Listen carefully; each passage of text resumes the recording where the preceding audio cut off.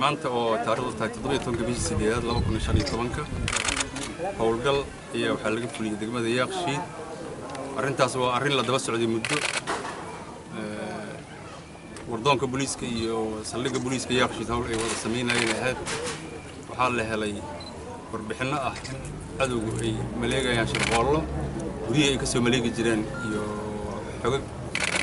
meelaha ay ku aruursiin ah la raadiyay waana la soo dhameystiray markii dhameystiranteena xalay saqdi dhex ayaa ciidanka booliiska waxa howlgal ka sameeyay goobta ayada ahayd xogta lagu keenay waxaana laga qabtay waxyaabaha qarxa meesha lagu diyaari jiray ahayd qalabkii waxyaabaha qarxa lagu sameynayay baaruudii miilooyinkii bastooladii dadka shacabka Soomaaliyeed lagu leeyahay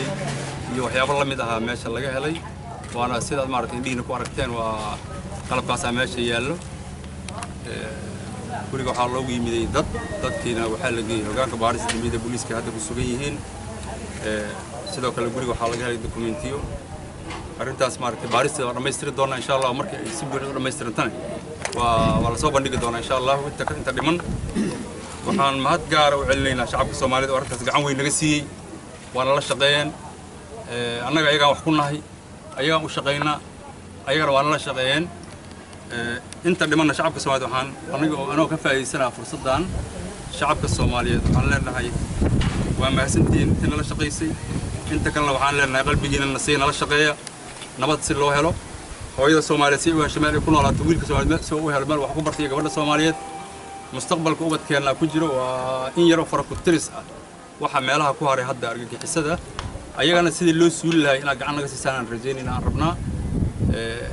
kooxda baarista booliiska hawsha si fiican u qabatay taliyaha saldhigga booliiska Yaaqshiid iyo ciidankiisa hawshaas wax weyn iga geysteen waa rag shaqada qabtay oo information iyo dabagalka sameynay ayaga wardoonka booliiska ciidanka booliiskana hawshaas maaragtay waa uga mahadcelinaa inta shaqadaas qabatay waajibkoodii gutaan cibaadada ka mid tahay cibaadada ay sameeyaan waaye marka waa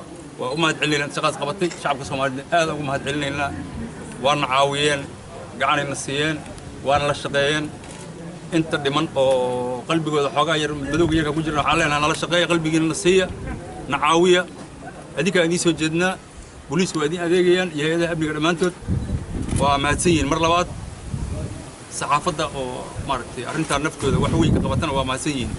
naga gaarsiiya fariimaha shacabka Soomaaliyeed in nabadda nagala shaqeeyaan qof kasta oo Soomaali oo qalbi wanaagsan waa u mahadcelinaynaa guulaan rajaynaa insha Allah waa dhammaystiraan noo dhiman wax weyn ma aha waxa noo haray